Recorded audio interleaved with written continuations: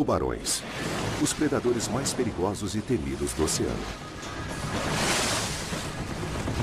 Mas até os grandes tubarões brancos perdem o brilho quando comparados ao maior tubarão que existiu, o megalodonte. A tradução literal de seu nome é dente grande. Um tubarão pré-histórico com mandíbulas de 3 metros revestidas com fileiras de dentes serrilhados mortais. O megalodonte usava essas mandíbulas para provocar ferimentos imensos até nas maiores baleias do oceano. Seus dentes eram enormes. Triângulos largos e grandes entre 15 e 17 centímetros, serrilhados implacavelmente de um lado, como se fossem facas de churrasco. Agora, 2 milhões de anos depois que o último megalodonte desapareceu misteriosamente do registro fóssil, cientistas estão investigando o verdadeiro formato, tamanho e comportamento de um dos mais temíveis predadores da história.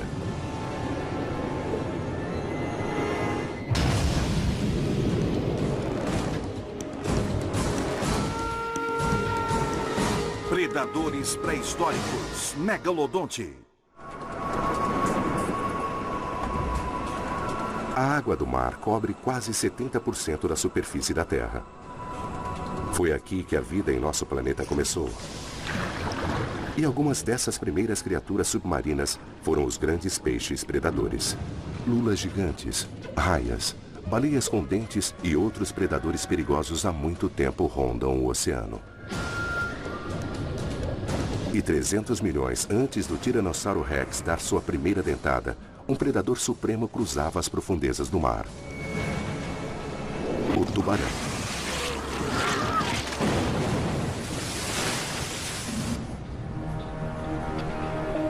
Paleontólogos descobriram provas fósseis incríveis desses predadores que remontam a mais de 400 milhões de anos.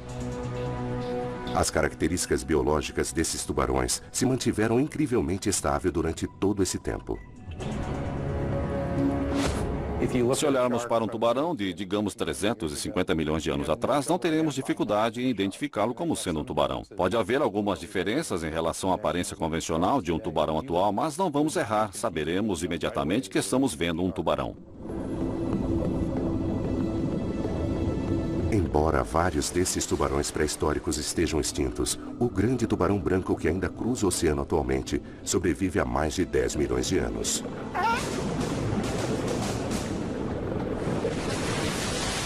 Ele se tornou o principal predador marinho.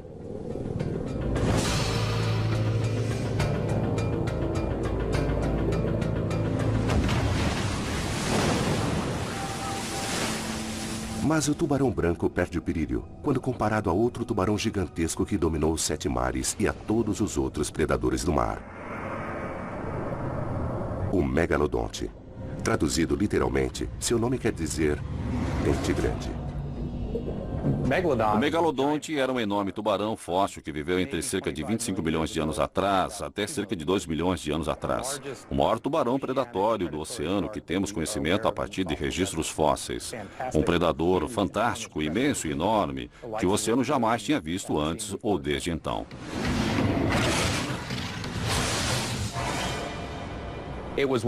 Foi um dos maiores predadores de todos os tempos. Todos aqueles dentes enormes e afiados como lâminas, incorporados a um animal do tamanho de um ônibus de turismo. Realmente foi o predador supremo. Nunca um predador máximo tinha marcado tão profundamente o planeta, deixando apenas pequenos traços de si mesmo para trás.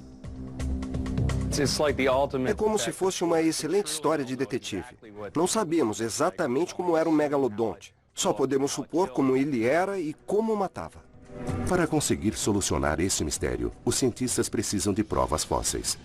Mas no caso do megalodonte, não existem esqueletos para serem estudados. E isto apresenta um desafio maior para os pesquisadores.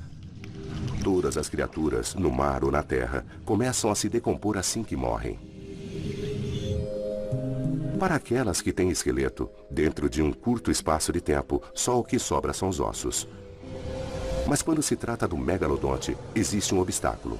O esqueleto de um tubarão é constituído quase que completamente de cartilagem. Consequentemente, existem muito poucos restos fossilizados para mostrar aos cientistas o tamanho e a forma desse peixe gigantesco. Cartilagem, flexível e leve, é a madeira balsa do corpo.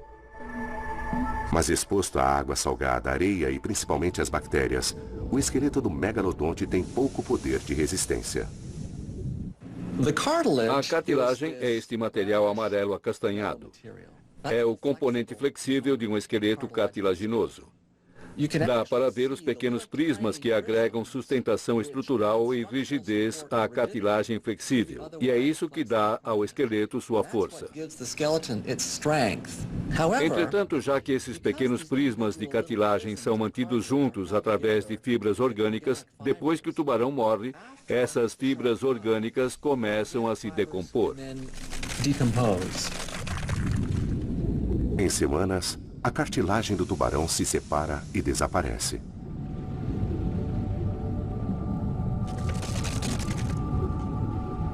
Os dentes, protegidos por uma camada de esmalte, são uma das únicas partes do esqueleto que sobrevivem. Esses dentes imensos são extremamente longos. Cientistas estão usando-os como blocos de construção para reconstruir o gigantesco tubarão. Os únicos outros restos mortais existentes e conhecidos são os poucos pedaços da espinha dorsal.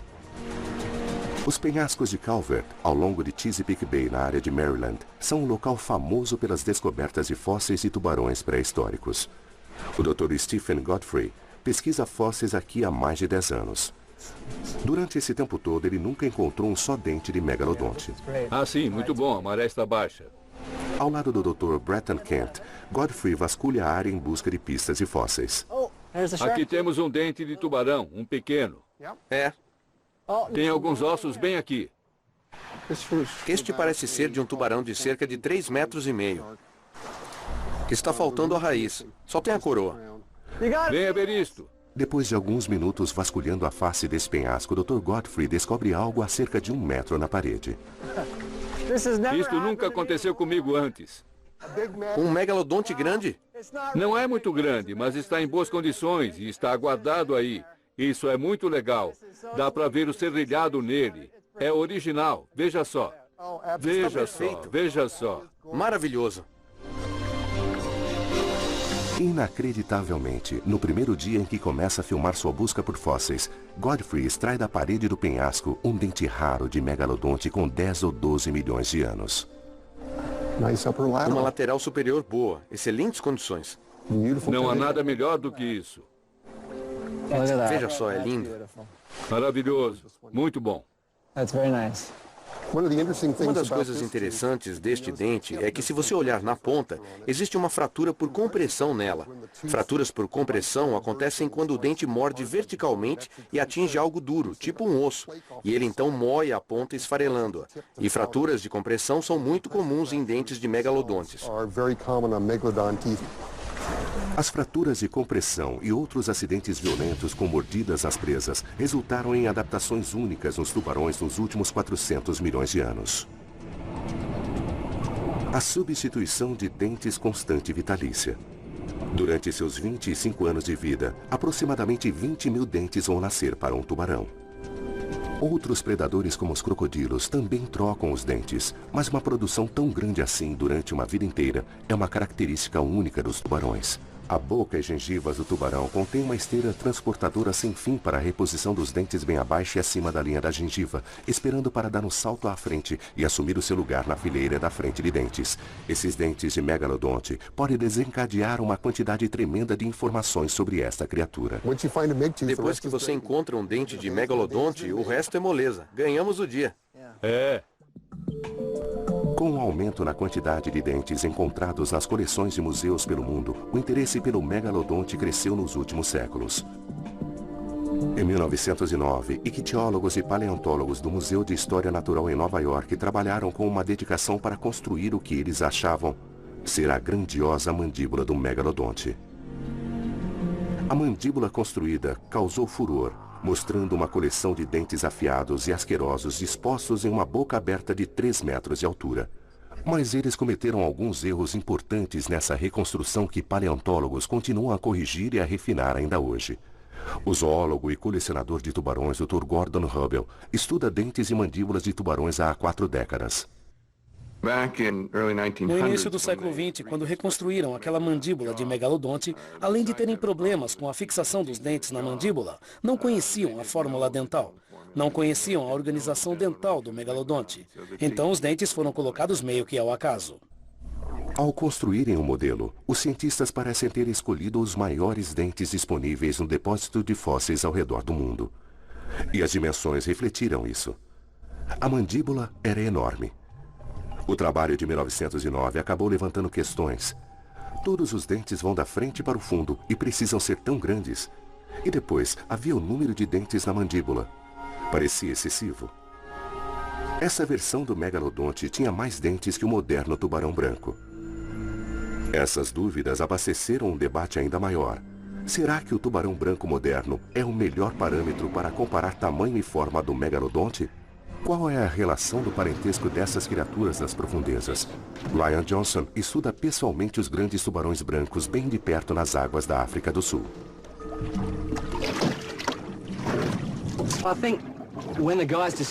Eu acho que quando aqueles caras descobriram estes dentes fossilizados enormes, eles quiseram achar algo no mundo de hoje que fosse similar. E o único tubarão real que surge em nossas mentes é o grande tubarão branco. E então é por isso que temos essa comparação constante entre o grande tubarão branco com o megalodonte. Só que o grande tubarão branco é apenas uma pequena versão do que o megalodonte era nos tempos pré-históricos. Os grandes tubarões brancos, que são enormes predadores, ocupam um lugar mítico nas mentes dos pescadores e outros amantes dos mares. O tamanho máximo que um grande tubarão branco alcança talvez seja a questão mais debatida e discutida entre os biólogos de tubarões. Fale com qualquer pescador e ele vai dizer: meu barco tem 6 metros de comprimento e sobravam 60 centímetros daquele lado e 60 do outro. Devia ter entre 6 e 7 metros. E provavelmente não seja esse o caso. Na verdade, acredita-se que os maiores tubarões brancos tenham 6 metros de comprimento com um peso máximo de cerca de 800 quilos. Normalmente se considera que o megalodonte tenha no máximo entre 15 e 16 metros com um peso incrível de 45 mil quilos. Eu acho que a comparação entre os tubarões brancos e o megalodonte é bastante boa, mas também precisamos lembrar que a única informação que temos sobre os megalodontes vem de seus dentes. Acho que a semelhança principal entre os dentes de um megalodonte e os dentes do tubarão branco, além de seu tamanho avantajado, talvez seja o serrilhado triangular. E o que isso mostra imediatamente é que ambos os tubarões, ao invés de engolir suas presas inteiras, iam dando mordidas em uma presa grande, possivelmente tão grande quanto eles.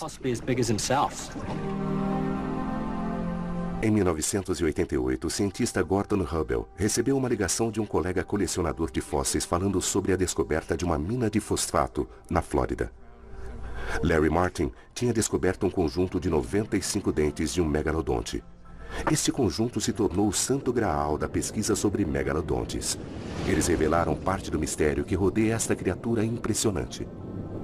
Este é o conjunto de dentes mais completo associado ao megalodonte já descoberto. O motivo pelo qual isso é relevante é que uma vez que consigamos arrumar os dentes, vamos poder descobrir se esse animal é realmente parente do grande tubarão branco ou se ele é parente de outras espécies de tubarão. 80 anos depois que a primeira mandíbula foi construída, os dentes de Hubble podem guardar a chave para a compreensão do tamanho e formato verdadeiros do maior predador que o mar já conheceu.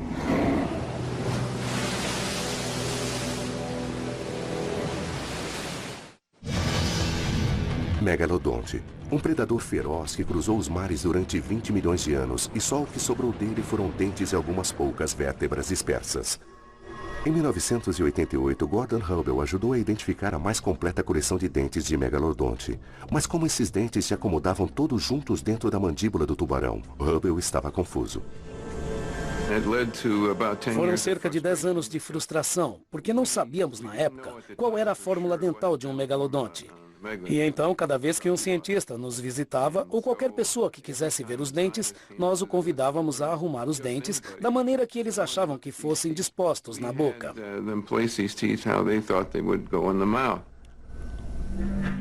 O terceiro dente é um traço proeminente na linha da mandíbula do grande tubarão branco moderno. E era isso que realmente nos incomodava, até que percebemos que o megalodonte vem de uma linha de evolução completamente diferente. E não tem aquele terceiro dente superior, aquele dente pequeno que se inclina para dentro. Mas tem um terceiro dente superior que tem mais ou menos o mesmo tamanho dos primeiros 2 dentes.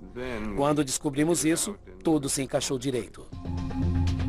Existem 24 dentes na mandíbula superior. A mandíbula inferior tem um total de 22 dentes.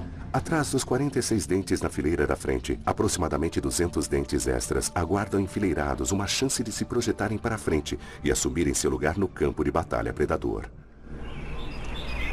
Outros cientistas e museus estavam agora interessados em pegar esse conhecimento e recriar uma mandíbula de megalodonte realista. O colecionador de fósseis John Barbias acumulou uma enorme coleção de dentes de megalodonte. Com a ajuda do curador no museu Brad Archer, ele assumiu a tarefa de montar uma reprodução precisa da mandíbula de um megalodonte. Ninguém tinha feito esse projeto antes, pelo menos não na escala que queríamos. Barbias e Archer trabalharam dedicadamente para descobrir a forma e a localização dos dentes superiores e inferiores usando modelos e fotos de mandíbulas de tubarões brancos e recriações antigas de megalodontes. Logo no início nós pensamos, droga, esses dentes não vão caber porque são grandes demais e não tem espaço na mandíbula, a não ser que este tubarão só tivesse 4 dentes enfileirados, e sabemos que isso não está correto. Primeiro os dentes são lixados, depois um buraco é feito na base do dente e um bastão de metal é inserido. O bastão depois é preso no molde da mandíbula. Mas eles ainda precisavam de ajuda para posicionar os dentes na mandíbula. Eles acionaram Gordon Hubble e seu conhecimento sobre coleções de dentes de megalodonte para ver se ele conseguiria ajudá-los a organizar os dentes. Nós olhamos para todos os dentes que tínhamos e organizamos em uma disposição mais próxima que podíamos. Em setembro de 1994, as mandíbulas finalmente ficaram prontas. Os estudiosos colocaram as mandíbulas em um caminhão com base plana e as levaram para o Museu da Universidade Estadual do Arizona. Os resultados foram impressionantes. Embora não fossem tão grandes quanto as mandíbulas construídas em Nova York em 1909, ficou bem claro que o animal devia ter proporções imensas para poder carregar um par de mandíbulas daquele tamanho. Esta mandíbula mede aproximadamente 2,30 metros e tem 2,50 metros de largura, se bem me lembro. E tem cerca de 254 dentes no total. São todos dentes de verdade. Depois que os cientistas tiveram uma ideia do tamanho e da escala dos dentes e das mandíbulas, eles puderam começar a calcular como seria o corpo. O esqueleto do Museu Marinho de Calvert mostra um retrato vívido da infraestrutura necessária para sustentar as mandíbulas. Mas o próximo passo era criar uma representação real dessa fera. Com o que uma criatura desse tamanho se pareceria nadando em direção a você no oceano? Dr. Michael Godfrey, que tinha trabalhado no esqueleto de Calvert, agora se sente seguro para especular sobre a aparência da fera pelo lado de fora. Trabalhando com o artista e modelador Jim Malley, surgiu um facsimile de megalodonte. Basicamente, este tipo de coisa é o casamento da ciência com a arte. Pegamos informações científicas e as convertemos em uma escultura. Uma réplica em tamanho natural de megalodonte de 15 metros está exposta agora no Museu de História Natural de San Diego. Depois de toda essa pesquisa, trabalhando com modelos, com desenhos, com os espécimes verdadeiros que temos, esse é o resultado final que acreditamos ser a reconstituição mais precisa e biologicamente plausível de um megalodonte em exibição atualmente. A partir do primeiro dente de megalodonte encontrado pelo homem, cientistas agora têm uma imagem formidável dessa criatura imensa. Centenas de dentes capazes de infligir danos terríveis em sua presa. Uma mandíbula de 3 metros de largura e 2 metros de altura. E um corpo com pelo menos 15 metros de comprimento. Ele era enorme. Fazendo este tipo de estimativa do tamanho desse gigante fóssil, ele pesava cerca de 1 tonelada por cada 30 centímetros, o que chegava a ser por volta de 50 toneladas. Um animal enorme. A questão agora não era saber como o tubarão e suas mandíbulas se pareciam, mas como elas funcionavam.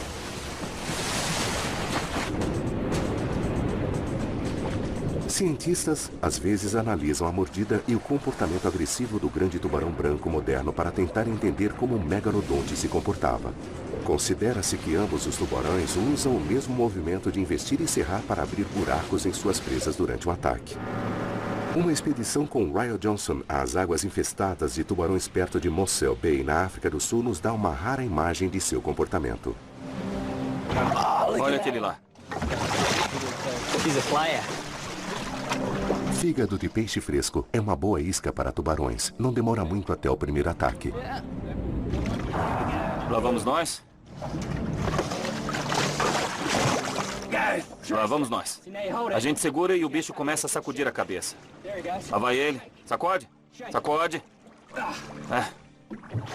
É só um pequeno. Veja que quando ele agarra, ele começou a morder. Mas depois que ele conseguiu segurar, ele começou a sacudir a cabeça para frente e para trás. É isso que torna um tubarão branco incomparável. Ele não só morde e tenta agarrar a coisa e engoli-la. Ele também começa a sacudir a cabeça para frente e para trás, tentando retirar pedaços de carne ou da presa que ele está comendo. Mas a observação do convés do barco não é suficientemente boa para Johnson. Para obter um entendimento completo sobre como o grande tubarão branco nada, ele precisa entrar na água com o tubarão. Novas técnicas de áudio fornecem comentários sobre o que Johnson está vendo em tempo real. Toda a potência para nadar dos grandes tubarões brancos vem de sua cauda. O que move isso tudo são estas duas faixas de músculo. Duas faixas de músculo vermelhas que atravessam o corpo todo, chegando até a cauda. Elas funcionam como dois grandes pistões, movendo-se de trás para frente, e isso os transforma em um dos nadadores e predadores mais eficientes do oceano. Quando fizemos algumas experiências há alguns anos, nós calculamos a velocidade de ataque dos tubarões brancos. Vimos com que velocidade eles saem da água e esses bichos se projetam a cerca de 30 km por hora. O megalodonte provavelmente teria precisado da mesma velocidade e potência há 12 milhões de anos. A baleia Cetotherium, menor e mais ágil, parecida com as baleias de mink modernas, teria sido uma presa bastante comum para o megalodonte. Entretanto, elas ainda eram um teste difícil para a habilidade de caça do megalodonte. Embora esta baleia tivesse apenas um quinto do comprimento de um megalodonte adulto, ela ainda pesava 9.000 quilos. Utilizando os músculos poderosos da cauda, o carnívoro de 15 metros dispara em direção à superfície. A baleia podia não ter uma velocidade mais alta que a do megalodonte, mas ela era mais ágil. Com sua potência e velocidade incríveis, o megalodonte tinha a capacidade de saltar sobre a superfície da água com uma baleia de 9.000 quilos ainda entre suas mandíbulas. Em uma questão de instantes, o jantar estava servido. Com uma morte rápida, o megalodonte tinha provado que ele tinha força e agilidade para dominar os oceanos do mundo.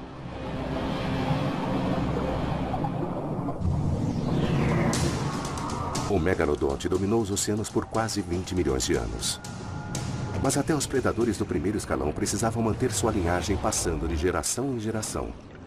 A maioria dos cientistas concorda que, como o tubarão branco, o megalodonte pré-histórico deu à luz descendentes vívidos. O megalodonte provavelmente dava à luz apenas um filhote de cada vez. Quando pensamos em um neonato, um filhote, ele teria algo por volta de 2 e 3 metros de comprimento, e isso já é um tubarão bem grande. E aqueles tubarões bebês estavam com fome. Não vejo motivo para eles não nascerem prontos para atacarem presas maiores. Uma manada de dugongos dóceis, ou vacas marinhas, como eles às vezes são chamados, pode ser um convite para a primeira refeição de um predador supremo. Uma outra espécie de mamíferos marinhos que eram presa dos megalodontes eram as vacas marinhas. Eles eram dugongos e não manatins. Manatins são uma aquisição evolucionária mais recente. Então os dugongos têm caudas parecidas com as dos golfinhos, ao contrário dos manatins, que têm caudas com pontas mais arredondadas, mais parecidas com as dos castores. O dugongo adulto media cerca de 3,5 metros comparados aos 3 metros de comprimento do corpo do bebê tubarão. Baseado somente na comparação de tamanhos, o tubarão bebê estaria em desvantagem. Mas o tamanho é apenas uma parte da equação. Eles são animais relativamente lentos e preguiçosos. Este é um pedaço de costela de uma vaca marinha. É muito pesado e denso. E a gente nota que existe uma marca de mordida percorrendo a costela, feita pelo dente de um tubarão muito grande. O tubarão bebê faminto precipita-se. Um dugongo jovem e pequeno é lento demais para reagir e o tubarão ataca. Uma vida inteira de caçada se inicia. Cientistas também estão muito interessados em quanto tempo durava a vida desses tubarões gigantescos. No laboratório paleontológico de preparação de fósseis do Museu de História Natural da Flórida, o Dr. Bruce McFadden e seus alunos estão fazendo uma pesquisa revolucionária em relação ao tempo de vida e hábitos alimentares dos tubarões pré-históricos. Os cientistas estudam os anéis de crescimento nas relativamente poucas vértebras dos megalodontes que existem. Esta é uma forma de se descobrir mais sobre essas feras magníficas e suas vidas cotidianas. Contamos da mesma forma que contaríamos anéis nas árvores. A parte inferior da vértebra de um tubarão é conhecida como centrum corpo. No megalodonte, os corpos das vértebras são extremamente raros. Cientistas estão analisando as poucas amostras que eles têm para ver o que mais eles conseguem aprender sobre essa fera pré-histórica. A maioria das amostras que temos indicam que o megalodonte vivia entre 25 e 40 anos. Ele poderia viver mais, pois não tinha nenhum predador. Estimativas sobre quanto o megalodonte precisava comer varia entre 600 a 1.200 quilos de comida por dia. Esses animais altamente energéticos devem ter consumido uma grande quantidade de peixes e mamíferos marinhos para sustentar sua vida. Não sabemos exatamente que alimentos comiam. Não importa o que eles estavam comendo, uma coisa é clara. Esses tubarões imensos passaram a maior parte de suas vidas em busca sem fim por comida. E 15 milhões de anos atrás, os oceanos do período miocênico estavam repletos de uma variedade de vida marinha da qual os megalodontes podiam escolher para se alimentarem. Baleias, golfinhos, dugongos, tartarugas marinhas enormes e grandes quantidades de peixes supriam as águas costeiras ao redor do mundo. O megalodonte provavelmente comia de tudo. O grupo mais comum de baleias durante o Mioceno era o de Cetotherium. Essas baleias pequenas mediam entre 3 e 6 metros e eram encontradas em águas costeiras mais cálidas em todo o planeta. Uma baleia que se alimentava com plâncton, crustáceos e peixes pequenos. Esses mamíferos do mar eram rápidos e ágeis, apesar de seu tamanho robusto, pesando entre 9 e 18 mil quilos. Como o dugongo, essas criaturas dóceis eram provavelmente alvos fáceis para os megalodontes famintos. Mas o Dr. Stephen Godfrey tem um pedaço de espinha dorsal de uma baleia que pode demonstrar que os megalodontes nem sempre eram bem-sucedidos em suas caçadas. Infelizmente, a superfície do osso está desgastada e o segredo sobre o que aconteceu à baleia está guardado dentro das vértebras. Põe em cima da mesa. Você quer que a peça toda seja escaneada ou apenas a patologia? A tomografia computadorizada moderna pode ajudar. Godfrey usa a tecnologia atual para analisar algo de 12 mil anos atrás. Ela revela a gravidade do ferimento da baleia antiga. Uma fratura por compressão corre por toda a extensão desta vértebra. Dr. Godfrey desenvolve a teoria sobre o que pode ter acontecido quando a baleia pequena foi atacada pelo megalodonte imenso. Acredito que esta baleia foi atacada por um megalodonte gigante. E o impacto intenso fez com que a vértebra experimentasse um esforço intolerável.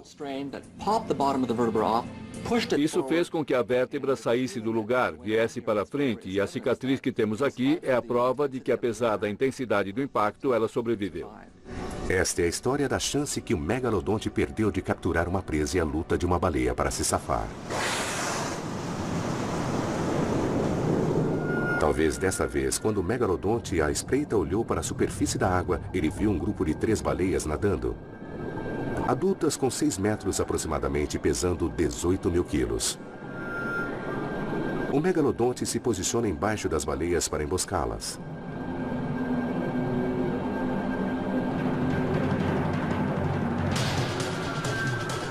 A baleia é pequena, hesita e o tubarão gigante não consegue acertar sua trajetória. As mandíbulas imensas do megalodonte erram o alvo e sua cabeça colide com as costas da baleia. Conforme prova a tomografia, dessa vez a baleia escapou. A baleia teve sorte. Na maioria das vezes, ela seria uma presa fácil para o megalodonte.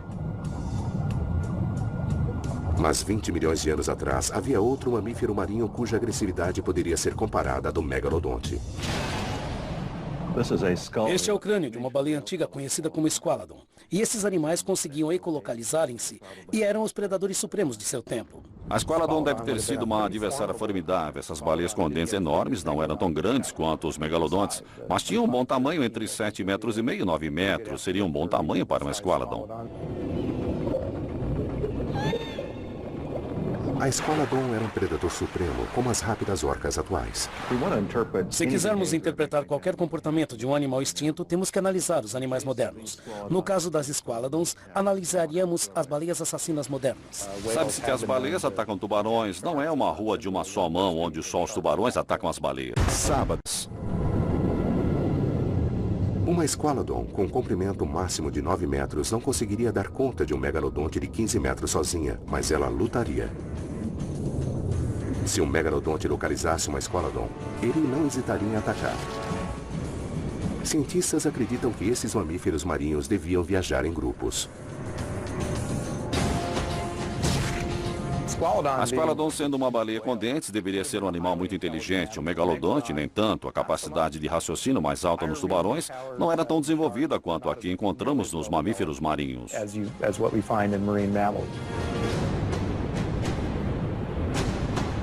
Até mesmo um animal enorme como o megalodonte vai sentir esse golpe nas guelras desta vez.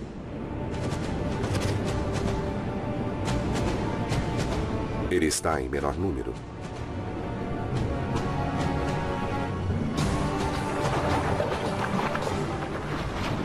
A primeira Squalodon pode não sobreviver por muito tempo, mas o megalodonte também sofre alguns ferimentos na batalha.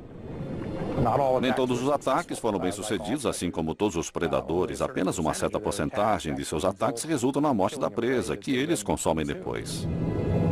Mas outras espécies de presas, além das Squalodons e dugongos, podem ter fornecido alimentação mais rica. Havia também baleias grandes nadando nas águas costeiras na época do Plioceno. Baleias bem grandes.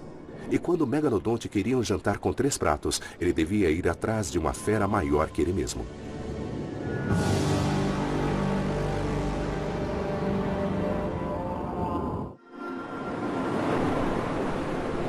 A baleia azul moderna é um animal magnífico.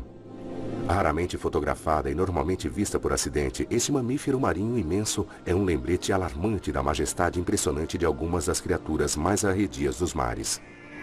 Há 5 milhões de anos, encontros de baleias com megalodontes deviam ser impressionantes. Fico pensando sobre a aparência antiga de animais modernos, como as baleias azuis e as baleias afins. Deveriam ser animais litorâneos, seriam animais migratórios. Elas deveriam ser cinza, com um sombreado mais claro embaixo. Estimamos o peso das baleias em cerca de 1 tonelada para cada 30 centímetros. Então, se temos um animal com 22 a 25 metros, pesaria 75 a 80 toneladas. Existem pelo menos 5 espécies lá, parecem pedaços de barbatanas. O Dr. Lawrence Barnes e seus colegas descobriram centenas de barbatanas de baleias nas últimas décadas. Uma descoberta intrigante foi uma baleia grande encontrada perto de Santa Bárbara com uma ponta de um dente de tubarão presa em sua maxila. Uma criatura que era possivelmente 3 a 9 metros mais comprida que um megalodonte. Uma baleia que talvez pesasse 22 toneladas a mais que o tubarão. Mas a recompensa por matar uma baleia maior teria sido uma fonte de alimento muito maior para o megalodonte. Uma baleia desse tamanho é recoberta com camadas de gordura rija. O megalodonte ia precisar de todos os seus dentes grandes, poderosos e mortalmente serrilhados para dominar esse animal. O segredo dessa vez é a força da mordida. Quanta potência o megalodonte tinha em suas mandíbulas? Na Universidade de Nova Gales, no sul da Austrália, Dr. Stephen Rowe está usando computadores ultramodernos para tentar entender os mecanismos cranianos da força da mordida encontrada em animais modernos e pré-históricos. A força da mordida é a quantidade de pressão aplicada quando as mandíbulas do animal mordem sua presa. O que gera a força da mordida aqui são os músculos que fecham a mandíbula. O que estamos analisando aqui é um sistema simples de alavanca. Então aplicamos força em uma ponta da alavanca e temos a força de reação no outro lado da alavanca. O processo de compreensão da força da mordida dos tubarões de Rowe começa com uma tarefa horripilante de fazer uma tomografia da cabeça de um tubarão no hospital local. Depois eu construo um modelo de superfície e a partir dele eu consigo recriar um modelo sólido, tridimensional e técnico ou um modelo de elemento finito. A partir desse modelo técnico, Rowe calculou a força máxima potencial da mordida de um grande tubarão branco moderno. No caso de um tubarão branco bem grande, estamos imaginando uma força de mordida próxima a 1.800 quilos. E com 1.800 quilos, estes tubarões brancos muito grandes estão realmente ultrapassando os limites em relação a todos os animais vivos atualmente. Com os dados sobre a força de mordida por centímetro dos tubarões brancos, Rose chega ao que ele acredita ser um entendimento bastante preciso da força da mordida de um tubarão megalodonte. Chegando ao extremo das estimativas de tamanho da massa corporal de um megalodonte, estamos obtendo uma força de mordida de aproximadamente 18.000 quilos, e isso é imensamente grande. Com 18.000 quilos de força de mordida, dá para morder um caminhão se tivéssemos dentes e mandíbulas para isso. Isso devia ser completamente aterrorizador para qualquer baleia. Baleias grandes vivas ficam muito ansiosas quando elas veem ou ouvem orcas ou baleias assassinas. Mas avistar um desses bichos vindo em direção a elas devia ser totalmente assustador. As baleias sem dentes não tinham muito tempo para ficarem nervosas depois que o ataque começava. Parece que o megalodonte caçava as baleias grandes nadando por trás delas, mordendo a nadadeira caudal, destruindo completamente o sistema de propulsão da baleia.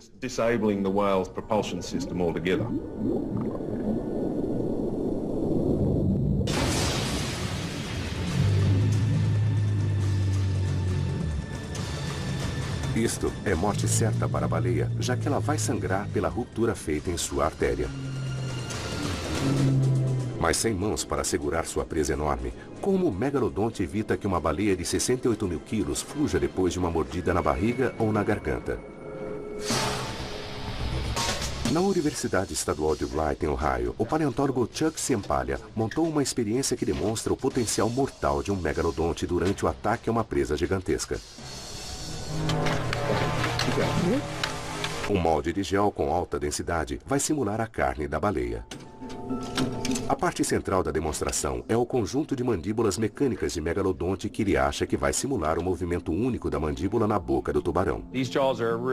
Estas mandíbulas são muito interessantes porque, além de serem capazes de subir e descer, elas também se movem para frente, assim como os tubarões da família Lamnidae modernos.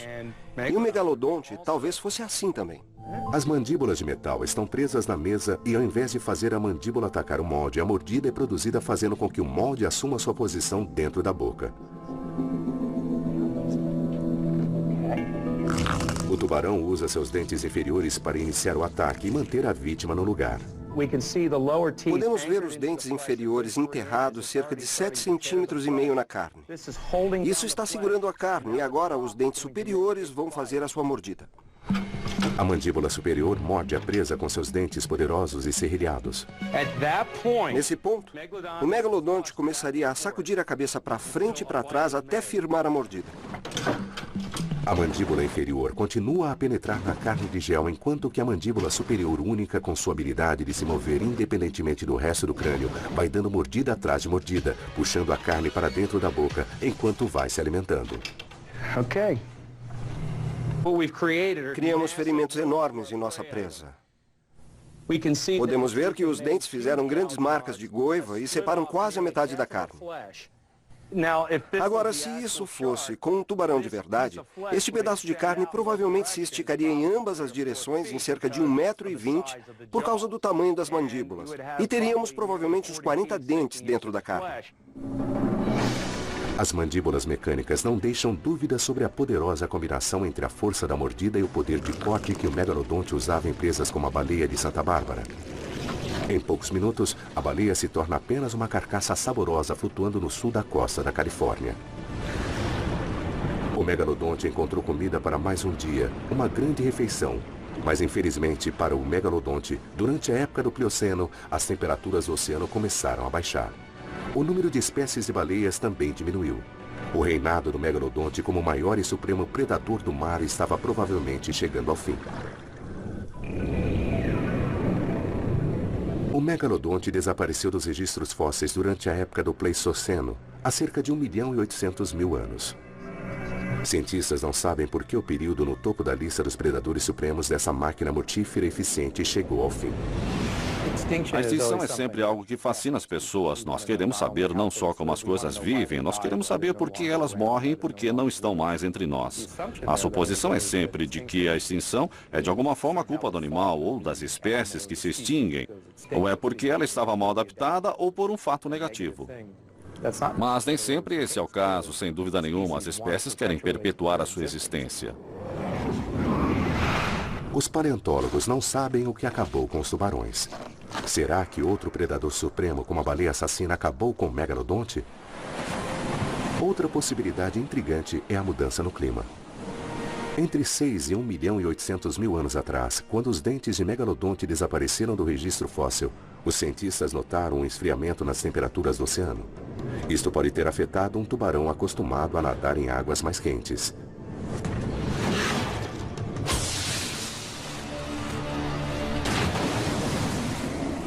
Paleontólogos também sabem que, conforme o Mioceno avançava, a população de baleias menores foi substituída por baleias maiores. Essas baleias preferiam os climas mais frios do norte. Pode muito bem ser que, conforme as baleias se tornaram mais migratórias e começaram a passar o verão em climas mais setentrionais, os tubarões não tinham mais acesso às baleias grandes. No meio do Plioceno, sem acesso às presas maiores o ano todo, o megalodonte pode ter começado a sentir dores agudas e fome. Com a perda de talvez 3/4 das espécies de baleias no mundo todo, nós acabamos perdendo uma fonte importante de alimento para o megalodonte. O tubarão gigantesco deve ter começado a ficar cada vez mais desesperado por comida. O canibalismo foi sempre uma possibilidade para o megalodonte, mas ele pode ter se intensificado conforme outras fontes foram rareando. Dentes menores de megalodontes foram encontrados em depósitos ao lado de outros mamíferos marinhos que eram presas desses tubarões. Existe a especulação de que esses megalodontes jovens podiam estar sendo ameaçados por megalodontes maiores e mais famintos. O fechamento da ponte de terra na América do Sul também pode ter afetado os padrões migratórios mundiais de alguns animais marinhos. O desaparecimento da rota marítima na América Central e sua substituição por uma ponte de terra e a mudança nos organismos marinhos tem sido discutida entre os cientistas. Analisamos bichos como o cachalote ou algumas espécies de golfinhos, baleias assassinas. As mesmas espécies existem tanto no Atlântico como no Pacífico. Eles dão a volta nos continentes meridionais ou será que são lentos para evoluir? Não está claro se o fechamento do istmo do Panamá que liga a América do Norte à América do Sul pode ter afetado o megalodonte. Os cientistas continuam a buscar pistas do megalodonte e sua extinção estudando o grande tubarão branco. Para começar, o tubarão branco moderno possui um sistema de aquecimento interno incrível conhecido como gigantotermia, que é uma excelente ferramenta de sobrevivência. A maioria dos peixes tem sangue frio e o grande tubarão branco não, ele tem sangue quente. Ele eleva a temperatura de seu corpo acima da temperatura ambiente da água, o que por muito tempo era uma característica unicamente designada aos mamíferos. E eles fazem isso através de um sistema de vasos sanguíneos que aquecem o sangue que chega às partes cruciais do tubarão, a biologia sensorial do tubarão, assim como os olhos e focinho em especial. Os paleontólogos ainda não descobriram se o megalodonte possui esta capacidade biológica extraordinária. Se não possuíssem, conforme as temperaturas baixassem, é possível que os tubarões brancos tenham ficado em uma situação melhor para suportar sua imersão nas temperaturas do oceano. O mais importante é que os cientistas acreditam que, tendo uma maior variedade em sua dieta, provavelmente ajudou o grande tubarão branco. Enquanto o megalodonte basicamente caçava mamíferos marinhos maiores, o grande tubarão branco era capaz de comer presas menores e peixes. Eles precisam de menos massa corporal para viver. Não existe tanta pressão, por assim dizer, como existe sobre um predador supremo do tamanho do megalodonte, que precisaria de uma quantidade imensa de massa corporal para se manter vivo.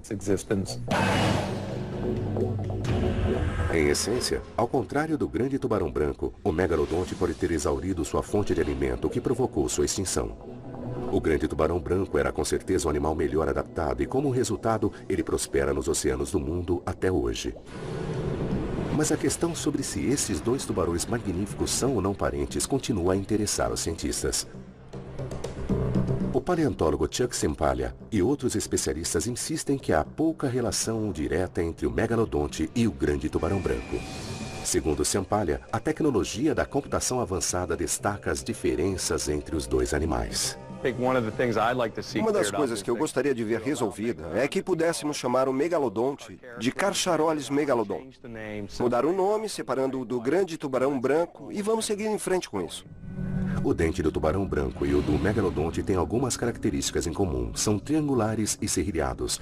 Mas o dente do grande tubarão branco e de seu ancestral pré-histórico tem pouca ou nenhuma mancha na base, enquanto que o dente do megalodonte tem uma mancha triangular proeminente.